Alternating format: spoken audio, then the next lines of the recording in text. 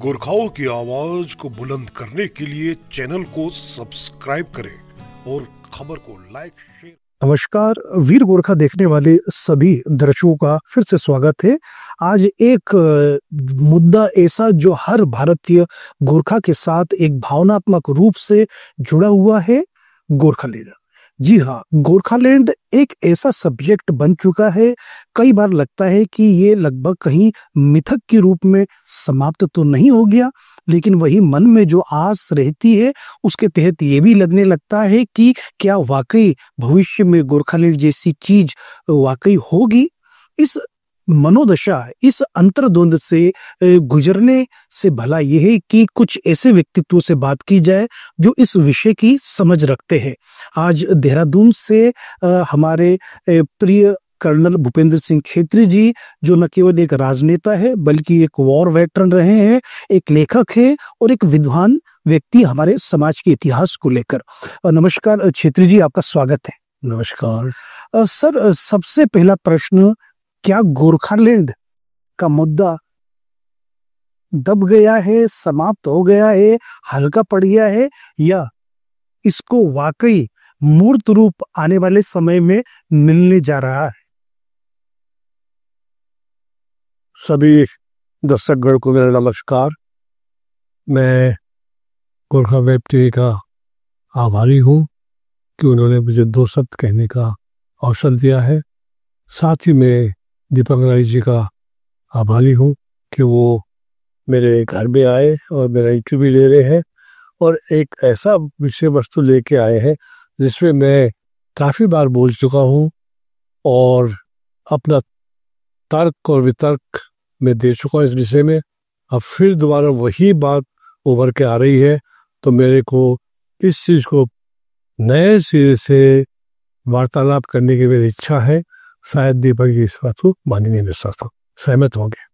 जी sir, अगर प्रश्नों की शुरुआत करें, जिस मुद्दे पे अगर हम लगना चाहें, हाल फिलहाल दार्जिलिंग पहाड़ तराई डुवर्स के लोगों में एक आक्रोश था कि उन्हीं के क्षेत्र में उनके साथ भेदभाव एवं उनके ही समाज के गोरखा चेली के ऊपर जिस तरह से एक मुद्दा आया, एक बुरा व्यवहार किया गया, एक रेसिज्म किया गया, एक तरह से उनको नेपाल तक जाने के लिए विदेशी का लांछना लगाया।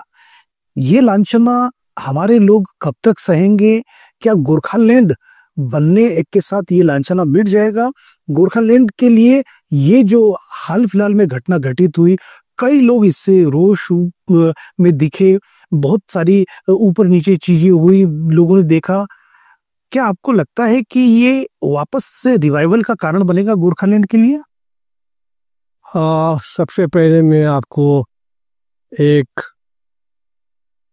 जिसको अंग्रेजी में सिमली बोलते हैं, हिंदी में उदाहरण बोलते हैं और हमारे नेपाली भाषा में उखान बोलते हैं। उखान इस प्रकार से है, प्रत्यक्ष को प्रमाण की आवश्यकता नहीं है। ये विदित है, ये प्रत्यक्ष है कि हम सभी भारत में रहने वाले सभी गोरखा जो है भारत के नागरिक हैं। अब इसके लिए बार बार प्रमाण देने का मुझे तो कोई औचित्य नजर नहीं आता है। कुछ लोग अगर जो भूलवश से या just because of ignorance I would say के कारण से ऐसा शब्द अपने मुंह से निकाल देते हैं, तो उनको बहुत स्पष्ट शब्दों में बताया जाना चाहिए कि हम लोग भारत के नागरिक हैं। ठीक है, हमारा जो खान पान है, वेशभूषा है, रहन सहन है, भाषा है, या हमारा फेशियल लुक है, या हमारा व्यवहार है, या हमारे अंदर जो सामर्थ्य है, या हमारे अंदर जो बहादुरी है, वो शायद हो सकता है कि अपने पड़ोसी राष्ट्र नेपाल से मिलता जुलता हो। ये स्वाभाविक है कि जैसे तमिलनाडु के रहने वाले श्रीलंका के तमिल के साथ होकर भाषा मिल सकता है, जिस प्रकार से वेस्ट बंगाल के रहने वाले बांग्लादेश से मिल सकता है, इसी प्रकार से हम लोगों का मिल सकता है। तो इसका मतलब ये नहीं है कि सीधा ही हमको कनेक्ट कर दिया जाए नेपाल से। तो अगर जो ऐसा हुआ है तो ये बहुत दुर्भाग्यपूर्ण बात है, क्योंकि मैं यहाँ फिर दोबारा बोल रहा हूँ, प्रत्यक्ष को प्रमाण की जरूरत नहीं है।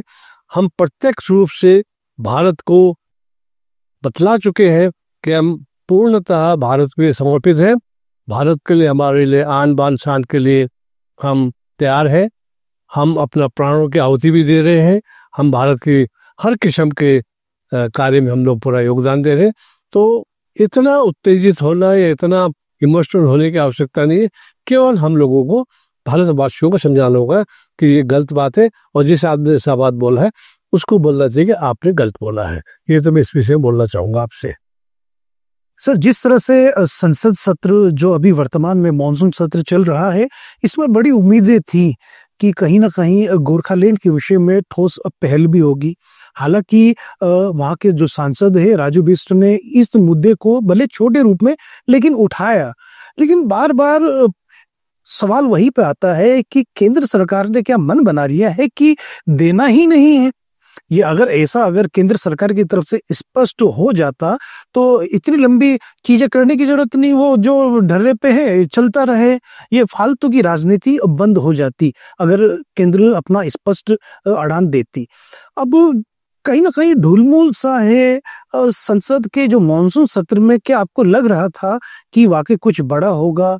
अब मॉनसून सत्र चला गया और शीतकालीन सत्र ही बाकी है 2026 के पश्चिम बंगाल विधानसभा चुनाव से पहले।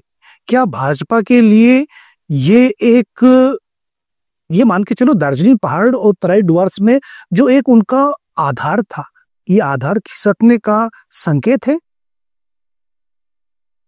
अब एक बात को पूर्ण रूप से समझना पड़ेगा कि गोरखालैंड की डिमांड जो है दार्जिलिंग, डुवर्स से तराई तक ही सीमित नहीं है।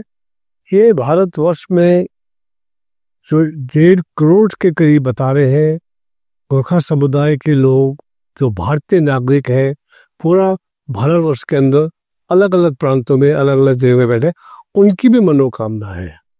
अब सरकार को केवल दार्जिलिंग तक ही अपने आप को सीमित करेंगे तो ये हो जाता है लोकल मुद्दा बन जाता है। ये लोकल मुद्दा नहीं है, अब ये अभी नेशनल इशू बन चुका है।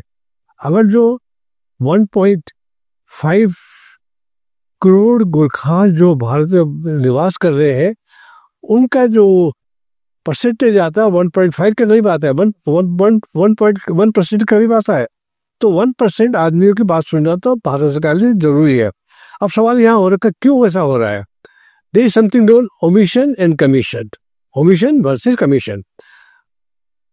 अज्ञानतावश इस चीज को सीरियसली नहीं लिया गया, या हम लोगों ने सीरियसली शायद इसको प्रोजेक्ट नहीं किया, या हम लोग इसको प्रोजेक्ट करने में हमारे से कुछ गलतियां हो गई है मेरे ख्याल से, मुझे ऐसा लगता है। लेकिन अब जब हमने अपने बात को कह दिया है, बार बार कहा है कि हम जितने भी गोरखाज हैं, we are the original domicile of India. इस लोगों के दिमाग को ऐसा है कि हम लोग नेपाल से, ऐसा नहीं है, हम जमीन के साथ आए हुए हैं। यदि आज के तारीख में दार्जिलिंग को ले लीजिए, सिलीगुड़ी को ले लीजिए, कालिम्पोंग को ले लीजिए, सिक्किम को ले लीजिए, या डोर्स वगैरह को ले लीजिए, कंप्लीट एरिया को ले लीजिए, इस इलाके में किसी जमाने में भूटान का राज था, सिक्किम का राज था, उसे गोरखाओं का राज हुआ। लेकिन लोग तो वही के थे ना। एक समय पर हम लोग ब्रिटिश सिटीजन थे, गोरखा होते हुए ब्रिटिश सिटीजन थे, फिर हम सिक्किम सिटीजन बन गए, फिर नेपाली आए तो नेपाली सिटीजन बन गए। लेकिन हम तो वहीं के बाशिंदा थे, original way staying over there. तो ये ओमिशन है, वो समझते हैं बात नहीं, ऐसा नहीं है। कभी हम लोग बन गए भूटान के सिटीजन, सडनली भूटान हाथ से निकल गया, ब्रिटिश के पास चला गया तो हम ब्रिटिश सिटीजन बन गए, फिर ब्रिटिश चले गए तो इंडिया आ गया तो हम इंडियन सिटीजन बन गए। तो ये सीक्वेंस चला रहा है, आदमी वही है, जमीन वही है, खानदान वही है, लेकिन उसका सिटीजनशिप का स्वरूप बदलता जा रहा है समय के अंतराल के साथ साथ। इसको कहते हैं ओमिशन। यहाँ पर गलती हो गई आपको समझने में, कि लोग समझ रहे हैं कि गलती हो गई आपको समझ में कि हम लोग भारतीय नागरिक नहीं है। अब चूंकि ओमिशन हो चुका है, यानी कि समझ में गलती हो चुकी, इसको कमीशन मत कीजिए आप। कमीशन का मतलब होता है कि इसको सत्य मान लेना। अब इसको सत्य मान ले लोग। देखो, मैंने ओमिशन वर्सेस कमीशन जो शब्द लिखा है मैंने, मैं इसको एक्सप्लेन करना चाहता हूं कि क्या क्या मीनिंग इसका। मैं इंग्लिश में बोल रहा हूं। Omission versus commission. The Indian Constitution does not explicitly use the term omission versus commission in the way they are used in legal context, such as in the context of the tort law. However, the Constitution addresses action or inaction that can be considered as either doing something, omission, or failing to do something, omission, commission, omission, in various articles. Thus, it include provisions repeated to fundamental right, duties and functioning of the government. कहने का मतलब है कि omission और omission and commission को constitution तो बिल्कुल clear नहीं कर रहा है, लेकिन वो हमारा फंडामेंटल राइट है कि अगर जो कहीं पर गलती हो गया है उसको ठीक करना भारत सरकार की जिम्मेवारी है। ये हमारे फंडामेंटल राइट के अंदर आता है। ये मेरे कहने का मतलब ये था कि शायद ओमिशन हो चुका है, गलती हो गई सोचने में, उस सोच को दूर करना चाहिए हमको। अब नेक्स्ट सवाल आपका आता है कि गोरखालैंड के लिए। अब second point I will have to tell another important thing, absence is evidence, absence of evidence is not the evidence of absence. यानी कि किस चीज का आपके पास एविडेंस नहीं है, इसका मतलब ये नहीं कुछ चीज नहीं हुआ क्या करके। अब हम लोग जो है अपने एब्सेंस एविडेंस को हम नहीं बता पा रहे कि भाई हम लोग यहाँ पर कब से हैं। हम लोग तो 1700 से है या 1600 से कब से, ये पता नहीं, हम लोग बता नहीं पा रहे अपने बात को। हमारे पॉलिटिकल लीडर, हमारे बुद्धिजीवी, हमारे जितने भी लोग हैं भारत सरकार को नहीं बता पा रहे हैं कि भाई हम लोग भारत के निवासी हैं, भारत के बासिंदे हैं, हम भारत के में ही जन्मे हैं, हमारे पूर्वज भारत में जन्मे हैं, हम जमीन के साथ आए हैं। हमने भारत का जमीन नहीं लिया बल्कि हमने भारत की जमीन को बढ़ाया है। अगर हम यहाँ पर आए तो भारत की जमीन को बढ़ाया हमने, क्योंकि हम जमीन के साथ आए तो जमीन के साथ रह रहे। तो उसको जो है हम लोगों को इस प्रकार से मैंने क्या समझ बोला था, absence of evidence is not evidence of absence. कहने का इसका मतलब होता है, अंग्रेजी पढ़ के बताता हूं मैं आपको, the statement absence of evidence is not evidence of absence means that just because there is no proof of something does not mean that thing doesn't exist. It highlights that a lack of correct evidence does not automatically invalidate a claim or prove its opposite. Carl Sagan often used this phrase to emphasizing the importance of critical thinking and a cautioning against jumping to conclusion based on input left information. कहने का मतलब है कि ये Carl Sagan was a American astronomer, planetary scientist and science communicator. ये बोल रहे हैं कि इसको आप कभी भी absent of evidence does not mean कि एविडेंस का है ही नहीं उसका। कभी कभी होता है क्या है कि हम अपने एविडेंस को नहीं दे पा रहे हैं, हम नहीं बता पा रहे हैं कि हम लोग जमीन के साथ आए थे, हम लोग शायद हम कन्विंस नहीं कर पा रहे, हम एविडेंस नहीं दे पा रहे। इसका मतलब ये नहीं हुआ कि ऐसा नहीं हुआ है, तो इसके ऊपर रिसर्च करना पड़ेगा, इसके ऊपर अंडरस्टैंडिंग करना पड़ेगा और अंत में जाकर के हम लोगों को इस डिस्कशन में पहुंचना पड़ेगा। नहीं गोरखा यहाँ के ओरिजिनल रेजिडेंट है यहाँ के, चाहे वो आसाम में हो, चाहे वो नागालैंड में हो, चाहे मिजोरम में हो, चाहे त्रिपुरा में हो, चाहे अरुणाचल प्रदेश में हो, चाहे मेघालय में हो, चाहे वेस्ट बंगाल में हो, चाहे सिक्किम में हो, चाहे देहरादून में हो, चाहे हिमाचल में, कहीं भी हिंदुस्तान में, they came with the land when they were challenged by Britishers, we fought against them. When they were challenged by the Mughals, we fought against them. तो हम तो जमीन के साथ आए, जमीन को बचाने की कोशिश किया, हमने जमीन नहीं खोया है, हमने जमीन बचाया है। यदि हमने ऐसा किया है तो हम लोगों को वो मान्यता मिलना चाहिए बिना किसी हिचकिचाहट के, जैसे किसी और को मिल रहा है। तो यहाँ पर आकर के क्या है, हम लोग, मैं अनुमान लगाता हूँ या मैं सोचता हूँ कि शायद हम इस बात को सरकार तक नहीं बता पा रहे हैं, अब सरकार को इसके ऊपर खोजबीन करना चाहिए और हमारे बुद्धिजीवियों को इस बात को लेकर absence of evidence is not evidence of absence को लेकर के आगे बढ़ना चाहिए, ताकि हम लोग अपने बात को, जहाँ तक हमारे गोरखालैंड होंगे, इस बात को जड़ से खत्म हो जाना चाहिए कि हम लोग नेपाल से आए हुए कह करके इस बात को बताता हूँ। ये सर एक आमतौर पे एक धारणा बन चुकी, जो अभी आपने कहा एक आम धारणा बन चुकी है हमारे समाज के भीतर।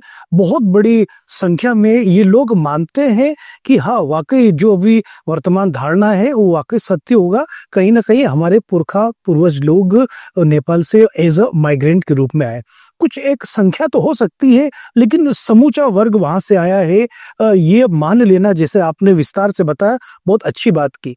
अब सर जैसे हम लोग एविडेंस नहीं दे पा रहे हैं, लैक ऑफ एविडेंस जैसी स्थिति एक गोरखाली समुदाय की है, इस माटी से हम अपने आप को इतिहास के प्रमाण के रूप में साक्ष्य दे नहीं पा रहे हैं, जुड़ नहीं पा रहे। क्या ऐसी पहल करनी चाहिए?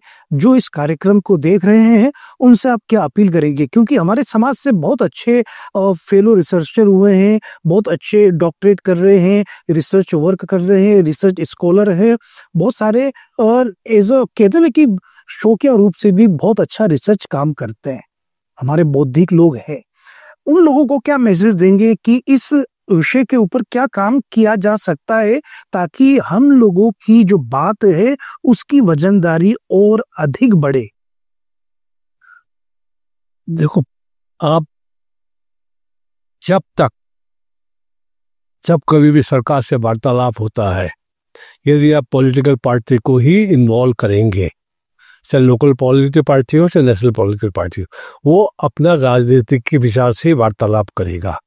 जब तक अब वार्तालाप में अब बौद्धिक ज्ञान के लोगों को, इतिहास के ज्ञान के लोगों को, या जिन लोगों को इसका ज्ञान है उन लोगों को, या जो कानूनी तरीका को समझते हैं उन लोगों को जब तक आप पॉप नहीं करेंगे डिस्कशन के अंदर, तो आपका बात अधूरा ही रहेगा। क्योंकि जो आदमी पॉलिटिकल पार्टी जा रहा है, या तो इतना ज्ञानी हो वो कि इस बात को बोल सके वहां पर जाकर के, या एक्सपीरियंस के अभाव से, तो जिस आदमी को ज्ञान है उस आदमी को ले जाकर के कम से कम वहां जाकर के बात रखे। और ये बात रखने का आध घंटा 1 घंटे का मीटिंग नहीं है, ये लंबा टॉक होना चाहिए। का लंबे टॉक के लिए हमको सरकार से, या जो भी इस पे डिसीजन ले सकता है, उन महानुभावों को रिक्वेस्ट करना चाहिए कि ज़्यादा समय देना चाहिए और उनकी बात सुनो। अगर जो बात सुनने के समय नहीं है, तो हमारे जितने लेखक हैं, जो हमारे इतिहासकार हैं, जो डॉक्यूमेंट तैयार कर सकते हैं, उनसे डॉक्यूमेंट तैयार करा करके, विजन डॉक्यूमेंट तैयार करा करके इस विषय को विस्तृत तरीके से जानकारी दे करके सरकार तक पहुंचाई जाए, ताकि सरकार को स्टडी करने के बाद उनको पता लगे कि यथास्थिति क्या है, यथार्थ क्या है, सत्य क्या है। पॉलिटिकल लीडर में जितने भी टॉक हुए अभी तक, चाहे कभी भी हुआ है, मैं किसी के ऊपर कमेंट नहीं करना चाहता हूँ, लेकिन पॉलिटिकल टॉक जो है पॉलिटिक्स तक ही सीमित है, पॉलिटिकल गेम तक ही सीमित है, उसके आगे कुछ भी नहीं है। जब तक हम पूरे समाज के बुद्धिजीवियों को, जो साहित्यकारों को, जो इतिहासकारों को अपने टॉक में इन्वॉल्व नहीं करेंगे, तो हमारा टॉक हमेशा अधूरा रहेगा और सरकार जो है हमारी बात को समझ नहीं पाएगा। लेकिन आपने कहा कि पॉलिटिक्स खेलते हैं अधिकतर पॉलिटिकल पार्टी जो इस मुद्दे को लेके जाती है, लेकिन बार बार ये मुद्दा भी सामने आता है। भाजपा ने अपने संकल्प पत्र में इस चीज को भी लिखा है कि गोरखाली समुदाय की जो समस्या है वह राजनीतिक समस्या है। एक पॉलिटिकल परमानेंट पॉलिटिकल सॉल्यूशन की भी बात कही, पीपीएस, वो तो अब कहीं दबी दबी या कहीं छुपी छुपी सी बातें हो गई। पीपीएस जैसा मुद्दा देके कहीं गोरखालैंड का मुद्दा ही तो डाइल्यूट नहीं हो गया, क्योंकि एक समग्र विषय को आपने केवल राजनीति के और छोर में ही तय करके रख दिया। उसका एक कहते ना एक स्ट्रक्चर बहुत छोटा कर दिया। गोरखाली समुदाय की वाकई समस्या एक पॉलिटिकल है, या इस परिप्रेक्ष्य में देखना चाहिए कि और व्यापकता के साथ इस चीज को देखा जाए? देखो, अब जहां तक गोरखालैंड का सवाल है, ये एक पॉलिटिकल इशू है, इस पे तो पॉलिटिकल डिसीजन ही लिया जाएगा। लेकिन पॉलिटिकल डिसीजन जो है, पॉलिटिकल लीडर जो है, पॉलिटिकल मास्टर जो है, वो तथ्य के आधार पर लेकर ना, मैं तो आपको तथ्य प्रस्तुत करने के लिए बोल रहा हूँ। पॉलिटिकल लीडर के पास प्रस्तुत कीजिए आप अपने ऐतिहासिक सारी बातें बताइए उनको। और सबसे बड़ी बात है, यदि ये पॉलिटिकल इशू है तो ये अंडर कॉन्स्टिट्यूशन ऑफ इंडिया के अंदर ही हो पाएगा। आप कॉन्स्टिट्यूशन ऑफ इंडिया के अंदर यदि आप जाएंगे तो वहां पर आपको मिलेगा कि क्या डिस्कस हुआ है वहां पर। और डिस्कशन में ये हुआ है कि कुछ एक महानुभावों ने बोला है कि गोरखालैंड एक अलग स्टेट बनना चाहिए, कि यूनियन टेरिटरी बनना चाहिए, या उसको बंगाल से बाहर होना चाहिए। अब क्यों होना चाहिए, किस लिए होना चाहिए, उस विषय का आप कॉन्स्टिट्यूशन की जो कॉन्स्टिट्यूशन असेंबली के जो डिस्कशन हुए हैं कॉन्स्टिट्यूशन बनने से पहले, उसको खालना पड़ेगा। वहां पर मिल जाएगा, आपको सारी बातें मिल जाएंगी।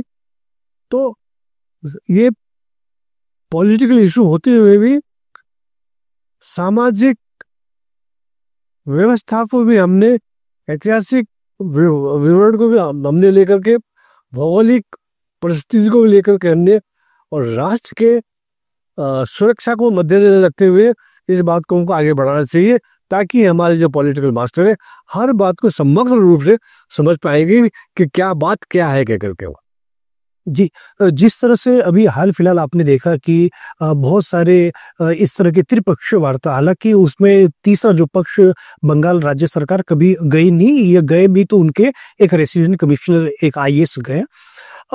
क्या केवल पॉलिटिकल पार्टी को ही इन वार्ताओं में लगातार बुलाए रखना गोरखालैंड की मांग को और अधिक डाइल्यूट कर गया? क्योंकि देखिए, जब कभी भी अंदर गृह मंत्रालय में बैठक हुई होगी तो वहां पे सभी पार्टियां जब पहाड़ में, तराई डुअर्स में एक दूसरे की विपक्षी है, तो एक मत राय क्या अपने मांगों में भी रखी होगी उन्होंने। आपको क्या लगता है कि केवल राजनीतिक ही परिप्रेक्ष्य में देखा गया इसको और उनको लीडरशिप दी गई, ये सही है, या वाकई एक बड़ा वैक्यूम पैदा हो गया है? एक बैक पावर से अगर देखा जाए, कोई इस तरह का संघ संस्था अगर इस चीज को लीड करे, हाइपोथेटिकल प्रश्न है, लेकिन अगर लीड करे तो क्या आपको इसका पॉजिटिव नेचर में इसका रिजल्ट दिखने को मिलेगा? देखो, चाहे राष्ट्र हो और चाहे पॉलिटिकल पार्टी हो, दोनों के सामने हमें अपना पक्ष तर्क के साथ रखना पड़ेगा। हमारा जो मांग है, केवल गोरखालैंड दे दो बोल करके काम नहीं चलता, क्योंकि हमारा भाषा, हमारा खान पान, हमारा वेशभूषा, हमारा रीति रिवाज, हमारा रहन सहन वेस्ट बंगाल से नहीं मिलता है, इसे हमको अलग कर दो, नहीं। उसके अलावा भी तो और बातें हैं ना। वेस्ट बंगाल का ऐतिहासिक परिप्रेक्ष्य कुछ और है, जिस भाग को हम मांग रहे हैं उसका ऐतिहासिक परिप्रेक्ष्य कुछ और है, उसको देखना बहुत जरूरी है। वही तो मैं बोल रहा हूँ कि जिस आदमी को इसका ज्ञान है उस आदमी को लेके जाइए ना, आप उसको कागज तैयार करवाइए ना। पॉलिटिकल लीडर जो है, पॉलिटिकल पार्टी जो है, उन लोगों से फीडबैक ले, एक डॉक्यूमेंट तैयार करे, फिर जाकर अपने पॉइंट रखे वहां पर। अगर आप समझते कि नहीं ले जाना चाहते किसी को, बस ले जाइए, कोई बात नहीं है। इंटेलेक्चुअल बस ले जाइए, आप विद्वान आदमी को बस ले जाइए, आप भी जाइए, लेकिन उससे फीडबैक तो लेके जाइए आप कि हमने क्या बात करना है। और वहां जाने से सीधे अपने बात करते, वो गोरखालैंड दे दो, तो वो भी बोलता है गोरखालैंड दे दो, मैं क्यों दे दो, मैं तो गोरखालैंड, कोई कारण तो हो। तो हम अपनी बात को नहीं कह रहे, इसलिए मैं बोल रहा हूँ कि शायद हम अपने बात को कहने में अपनी बात सरकार तक पहुंचाने में असमर्थ है, मुझे ऐसा लग रहा है। उस असमर्थता को हमको आइडेंटिफाई करना चाहिए और उसको रेक्टिफाई करना चाहिए, मेरे विचार से। जिस तरह से आपने असमर्थता की बात कही कि हमारे लोगों ने या हमारे पॉलिटिकल जो लीडर्स रहे उन्होंने कहीं ना कहीं गलती की। अब गोरखालैंड का विषय अगर हम बात भी कर रहे हैं, कई लोग सोचेंगे कि यार ये विषय अचानक से हमने क्यों उठाया। अब देखिए, बीते दिनों आपने राष्ट्रीय राजधानी नई दिल्ली में गोरखालैंड एक्टिविस्ट समूह के द्वारा जो गोरखालैंड की मांग की गई, वहां पे आप गए और आपने वहां पे संगोष्ठी आयोजित था, वहां पे वक्तव्य भी दी। एक दौर था जब मांग बहुत ही बड़े पैमाने पर की जा रही थी, उस समय लोगों की बात और मांग को दरकिनार कर दिया गया। वर्तमान में आपने नई दिल्ली में क्या देखा? क्या वाकई गोरखालैंड मांगने वाले लोगों का जुनून, जज्बा, वो भावना उसी तरह से है, ये भी कहीं ना कहीं एक लंबे फेलियर के बाद शिथिल होता जा रहा है? आपने क्या देखा? उस संगोष्ठी में मेरे को इनवाइट किया गया ये कह करके कि हम लोग जो हमारे 1200 से ज़्यादा लोग गोरखालैंड के मांग में शहीद हुए हैं उन लोगों को श्रद्धांजलि देना है और दीप प्रज्वलित करना है और 2 मिनट का मौन रख करके उनकी आत्मा की शांति के लिए हमने मौन रखा 2 मिनट के लिए और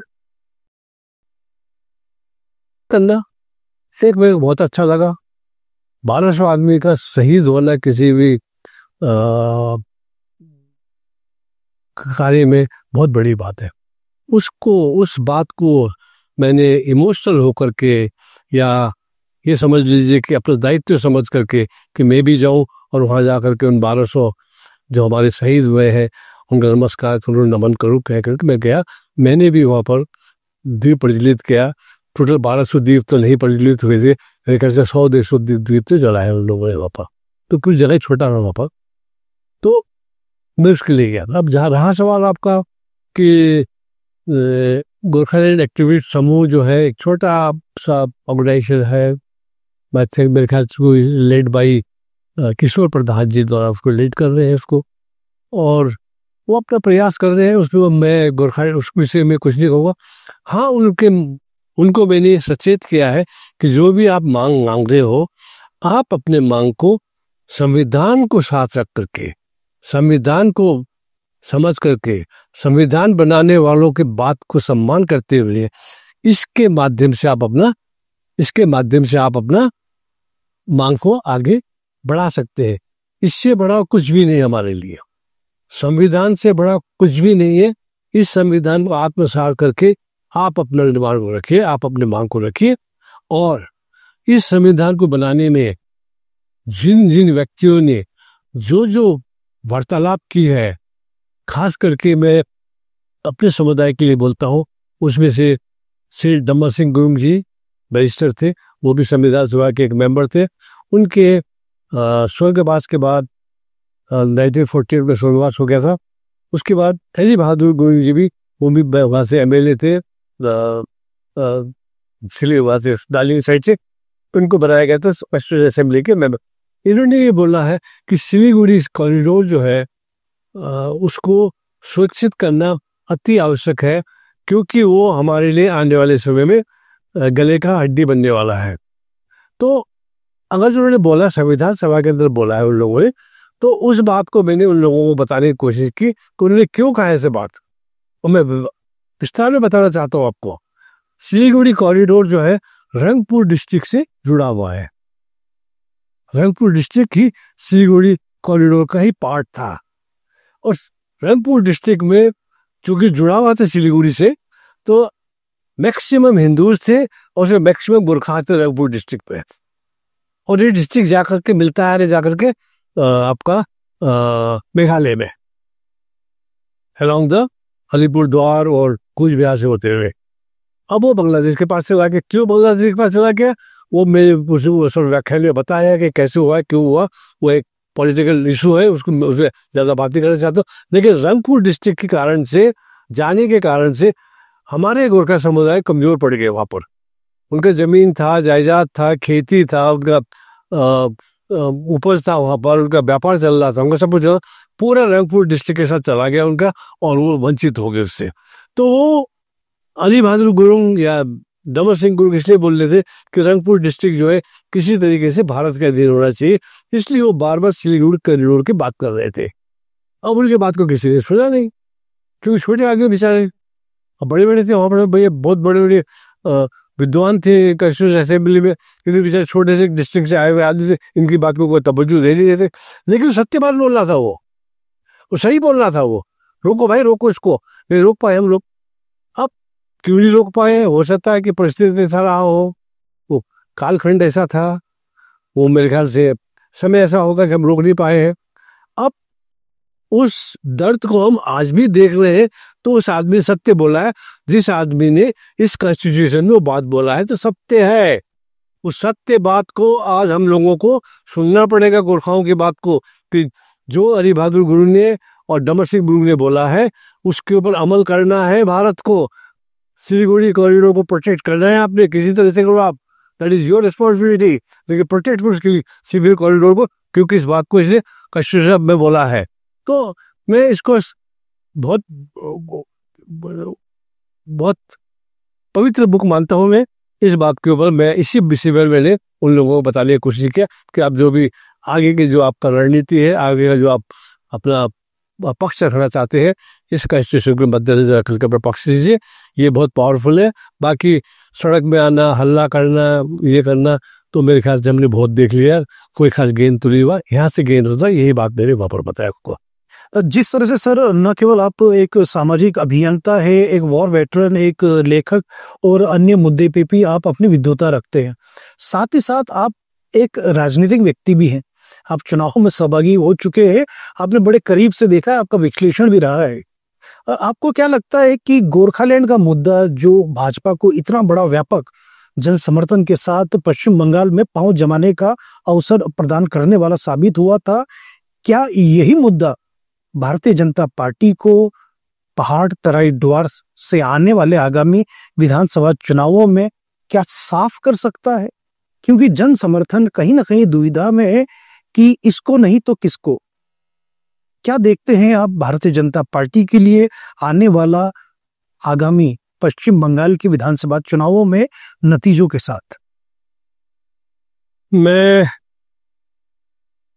था राजनीति में, हल्का सा राजनीति भी किया मैंने, बट स्वच्छ राजनीति किया मैंने, और मैं स्वच्छ राजनीति का ही पक्षधर हूं। आज मैं अपनी जनता को या समाज को बताना चाहूंगा, आपके पास विकल्प क्या है। आपको जो विकल्प आपने चूज किया था 2006 में और आज 2025 हो गया है, उस विकल्प पे आप चले हो, उसके अलावा आपके पास दूसरा विकल्प है तो मेरे को बता दीजिए आप।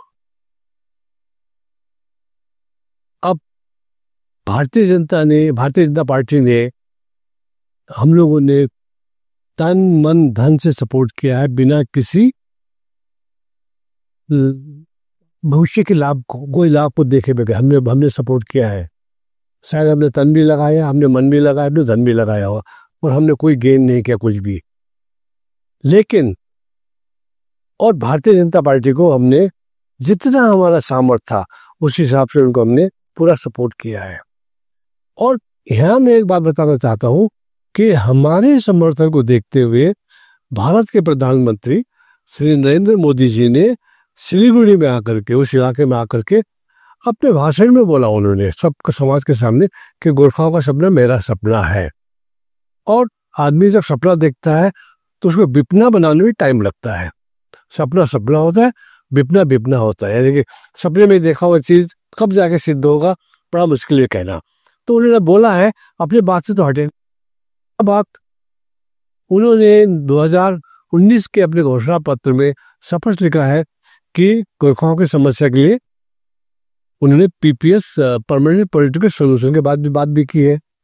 नहीं हुआ है, थोड़ा पेशेंस रखिए, थोड़ा इंतजार कीजिए, और जो समर्थन आप देना चाहते हैं, मैं किसी का प्रवक्ता नहीं हूँ, लेकिन सोच समझ करके आपके पास क्या विकल्प है, अगर आपके पास दूसरा विकल्प है, दूसरा विकल्प आजमाइए, और दूसरा विकल्प नहीं है तो इसी विकल्प पे जाइए।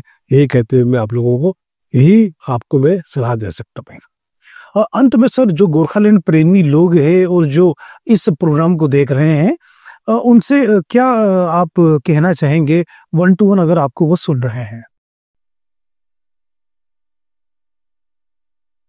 अब मैं ये कहूँ कि आप धैर्य रखिए, तो मैं शायद आपको भ्रम में डाल रहा हूँ। धैर्य हमने बहुत रख लिया है। अब आप अपना दो बातें होती है, एक अपना आईक्यू लेवल का इस्तेमाल कीजिए। आईक्यू लेवल का मतलब होता है इंटेलिजेंस क्वोशिएंट, जो कि भगवान ने आपको दिया है। और दूसरा आईक्यू होता है इमोशनल क्वालिटी। अब आप आईक्यू इंटेलिजेंस क्वेश्चन को इस्तेमाल करना चाहते हैं या आईक्यू इमोशनल क्वालिटी को इस्तेमाल करना चाहते हैं, ये मैं आपके निर्णय पे छोड़ना चाहता हूँ। आपको IQ इस्तेमाल करना है, कौन सा IQ इस्तेमाल करना है आप पर चॉइस है। तो अपना IQ इस्तेमाल करके या तो आप इमोशनल होकर काम कीजिए और या फिर आप इंटेलिजेंट क्वेश्चन होकर काम कीजिए। आप ही माइक्रो जजमेंट कर सकते हैं, मैं इसके अलावा और क्या बोल सकता हूँ आपको। अंत में सर, जिस तरह से बहुत सारी जनता कहीं ना कहीं मन में आधा आशा लेके बैठी है और आधा निराशा, आपके मन में क्या है? आप कितने आशावान हो आने वाले समय में गोरखालैंड मुद्दे को लेकर, एक पृथक राज्य के रूप में या एक यूटी के रूप में? जहां तक आशा और निराशा का आपने बात किया है, अब मैं अपना पर्सनल बताता हूँ। मेरा जन्म 5 सितंबर 1944 में हुआ था। जब हमारा जन्म हुआ था तो उस समय पर भारत जो था गुलामी की त्रादेशी झेल रहा था। चूंकि मैं बच्चा था, मेरे को तो पता नहीं है, लेकिन जो थोड़ा बड़ा हुआ, जब कक्षा 1 या 2 में गया मैं, तो हमारा जीवन आशा और निराशा के बीच में चल रहा था। एक तरफ आशा था, एक तरफ निराशा था। निराशा इसलिए था कि पूरा देश में अभाव था हर चीज का। आशा इसलिए था कि हमारा देश आजाद हो गया कह करके। लेकिन आशा और निराशा के बीच में हमारे अंदर एक अभिलाषा था कुछ प्राप्त करने का। तो मैं अपने समाज को बोलना चाहूंगा, इस वक्त गोरखालैंड प्रेमी गुरखाज, भारत के गोरखालैंड प्रेमी गुरखाज आशा और निराशा के बीच में चल रहे हैं। एक तरफ आशा है साथ गोरखालैंड बनेगा, दूसरी तरफ निराशा है कि गोरखालैंड नहीं बन रहा है। लेकिन मैं आप सबको बोलूंगा, एक अभिलाषा रखिए, आने वाले समय पर सूरज जरूर उगेगा, और जब सूरज उगेगा तो आपकी अभिलाषा पूरी होगी। ये मैं कहना चाहूँगा। नमस्कार सर, आपने इतने ज्वलंत मुद्दे पे, जो आमतौर पे दार्जिलिंग पहाड़ तराई डुअर्स में इस मुद्दे पे कोई बात ही नहीं करना चाहता, बहुत दूर इन क्षेत्रों से देहरादून जो एक हिम घाटी में है, दून घाटी में है, वहां से आपने इतनी अच्छी चीजें कही। वाकई जो इस खबर को देख रहा होगा वो भी अपने मन में कहीं ना कहीं आकलन करेगा, अपने IQ का भी इस्तेमाल करेगा। सर, आपने हमें एक अपना कीमती वक्त दिया, इस चीज के लिए धन्यवाद। आपका बहुत बहुत आभार। Thank you very much. Thank you very much, everyone. Thank you very much.